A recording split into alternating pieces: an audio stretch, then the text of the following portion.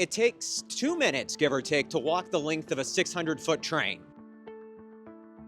So why did the NYPD close out thousands of complaints about disorderly conduct here at Coney Island Stillwell Avenue in just 13 seconds, which is less time than you've been watching this video? Experts say that's because the 34th Transit District has taken a hands-off approach to helping people who are apparently experiencing homelessness. Long-standing MTA rules enforced by the City Police Department require that everyone exit the train at the end of the line. The rule exists so MTA crews can step on the trains, quickly clean and repair them, and so that when nobody becomes an unwitting victim of crime. But here at Coney Island Stillwell Avenue, our analysis found that hasn't been happening.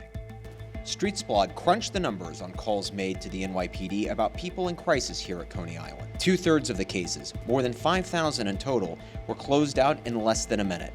Those cases stayed open for just 13 seconds on average. That's despite an explosion of reports about disruptive behavior or emotional distress at the station since 2018. Transit Chief told Streetsblog that the reports are being closed so quickly because officers are filing the reports on their phones after removing someone from the train, opening and shutting the cases instantaneously.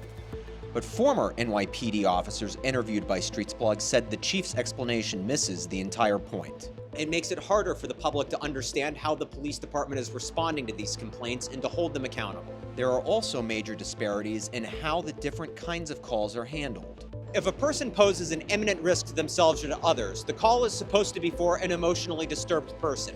This prompts a major response. An ambulance is dispatched and a supervisor is called. The second type of call is for a disorderly person. A disorderly person call can cover a range of behaviors, from smoking on a train to standing between the cars to sleeping on a bench seat. The NYPD's own data shows that calls for people in emotional distress are down 20% over the last 3 years. However, the calls for disorderly behavior are way up.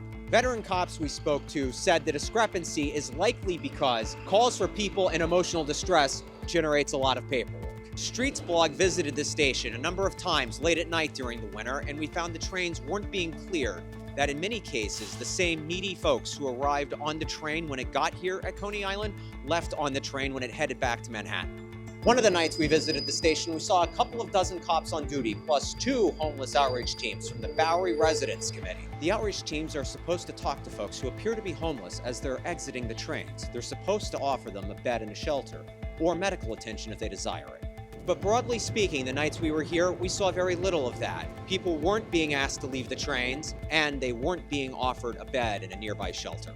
The top brass at the New York City Police Department have acknowledged that they need to crack down on quality of life enforcement on the New York City subway system. The police department has a pilot program to do just that in Queens. Police Commissioner Jesse Tisch recently announced that pilot program would be expanded to right here in the 34th Transit District, which covers Coney Island Stillwell Avenue. For now, though, due to a lack of systemic enforcement, people in need aren't getting the help that they require, and our subway system remains a shelter on wheels in the richest city in the country.